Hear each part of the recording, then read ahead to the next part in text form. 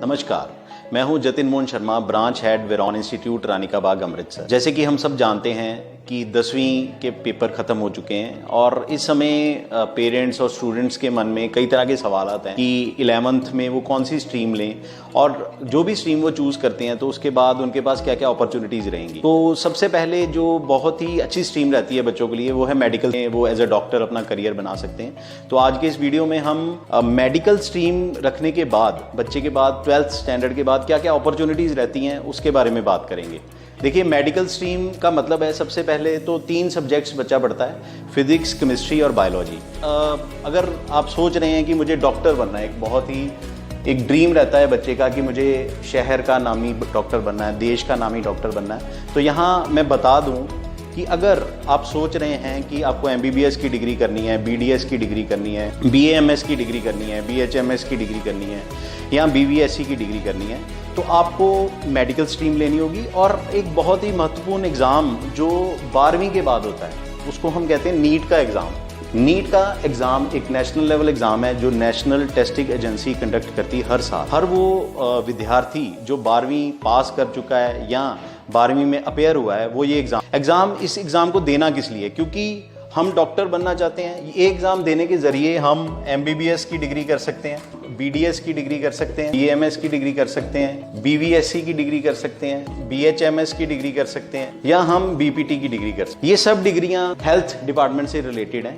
MBBS general medicine की degree है, जैसे BDS डेंटल की डिग्री है, ये BAMS आयुर्वेदा, वेटरनरी साइंसेज जो एनिमल्स के डॉक्टर्स होते हैं उसके रिलेटेड है, होम्योपैथी से रिलेटेड BHMS है और फिजियोथेरेपी से रिलेटेड BPT है। ये सब डिग्रियां यदि आप करना चाहते हैं तो आपको नीट का एग्ज़ाम देना होगा। नीट के एग्ज़ाम के पैटर्न के बारे में पहले बात करते हैं। नीट का एग्ज़ाम में 11th और 12th दोनों क्लासेस का सिलेबस आता है। तो यहाँ जो बच्चे 10वीं पास हुए हैं उनको मैं बता दूं कि उनके लिए अगर वो डॉक्टर बनना चाहते हैं, अगर वो नीट का एग्ज़ाम टॉप करना चाहते हैं, 11वीं क्लास भी उतनी ही महत्वपूर्ण है जितनी कि 12वीं है। यानी कि हमें 11वीं का सिलेबस और 12वीं का सिलेबस बहुत अच्छे से पढ़ना होगा। In fact 55% of the exam is from 11th and 45% exam जो है वो 12th में से आता है और सारा का सारा एग्ज़ाम NCERT में से ही आता है। तो अगर हम अब नीट के पैटर्न की बात करें तो फिजिक्स, केमिस्ट्री, बॉटनी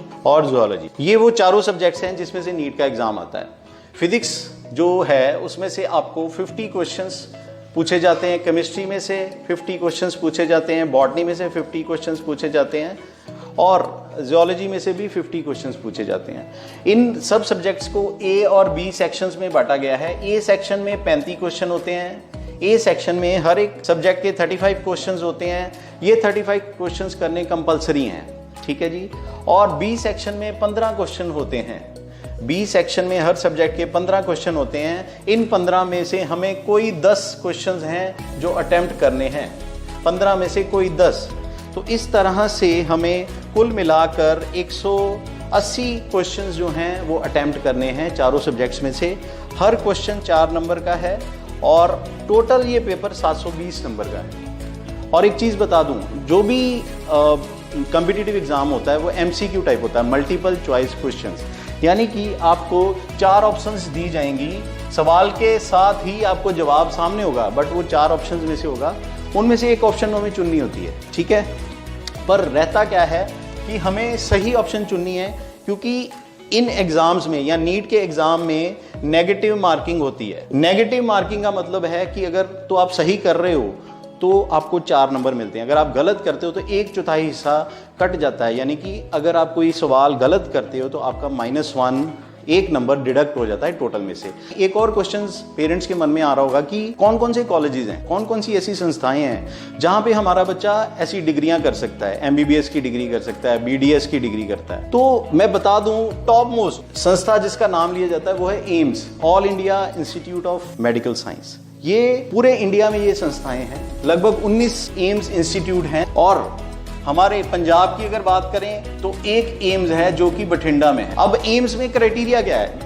एम्स कहता है कि अगर आप 720 नंबर का पेपर है, आप उसमें 690 से लेकर 720 के बीच अगर स्कोर कर पाएंगे तो आपको एम्स में दाखिला मिल जाएगा। एम्स में इसलिए दाखिला 2 चीज़ें होती हैं एक तो है कि इसकी रेपुटेशन बहुत अच्छी है, टॉप मोस्ट कॉलेज है एमबीबीएस या बीडीएस की डिग्री के लिए। दूसरा, यहाँ पे फीस जो है बच्चे की पढ़ाई बिल्कुल फ्री होने के चांसेस हैं, बिल्कुल स्कॉलरशिप बेस्ड फीस है। फीस का मतलब है कि कोई 6 या 7 हज़ार रुपया कुल आपको पे करना होता है और बच्चे की डिग्री हो जाती है। यहाँ पे उन पेरेंट्स के लिए आंसर है जो कहते हैं कि एमबीबीएस की डिग्री बहुत महंगी है, बहुत पैसे लगते हैं, लाखों रुपए लगते हैं। नहीं, अगर, और बच्चे के लिए भी मैसेज है कि अगर आप 11वीं और 12वीं में, 10वीं में आपका फाउंडेशन बन चुका है, अगर आप 11वीं और 12वीं में मेहनत करने को तैयार हैं तो आप एमबीबीएस की डिग्री फ्री ऑफ कॉस्ट भी कर सकते हैं। मैं अभी उन कॉलेजेस की बात कर रहा हूं जिनमें मैंने एम्स की बात की सबसे पहले। एम्स के अलावा जो कॉलेज है वो है जिपमर, ये भी नीट के अंदर आता है, Jawaharlal Nehru institute of post graduate medical education and research. इसके 2 कैंपस हैं, साउथ इंडिया में है, एक पुडुचेरी में है और दूसरा कराईकाल में। इसमें भी they want you score 99% marks in NEET exam and you can get a chance to get admission in JIPMER। And यहाँ पे भी फीस बहुत नॉमिनल है, जो कि बाकी अगर हम बात करें प्राइवेट कॉलेजेस से बहुत कम है।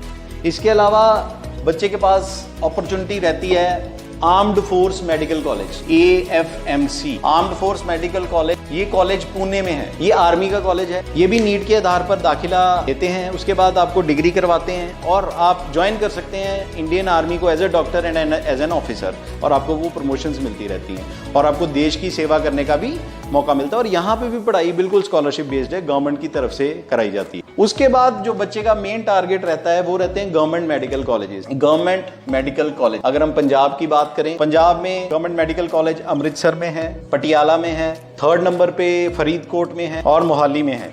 गवर्नमेंट मेडिकल कॉलेज में भी एडमिशन नीट द्वारा। फीस अगर हम कंपेयर करें तो सिर्फ और सिर्फ 8 लाख रुपया फीस है 5.5 साल की डिग्री की। तो मेन टारगेट बच्चों का, मिनिमम टारगेट यही रहता है कि मैं नीट का एग्जाम दूं और मैं गवर्नमेंट मेडिकल कॉलेज में दाखिला पाऊं। कट ऑफ की अगर बात करें, अगर आप 600 से 675 के बीच मार्क्स लेते हैं तो एक चांस है आपको किसी भी गवर्नमेंट मेडिकल कॉलेज में दाखिला मिले। तो दोस्तों, आज की इस वीडियो में मैं यही बताना चाह रहा था कि मेडिकल को लेकर जो मिथ है, जो कन्फ्यूजन्स हैं मेडिकल फील्ड को लेकर पेरेंट्स के दिमाग में, स्टूडेंट्स के दिमाग में, या कई पेरेंट्स के दिमाग में ये रहता है कि मेडिकल की पढ़ाई बहुत महंगी है।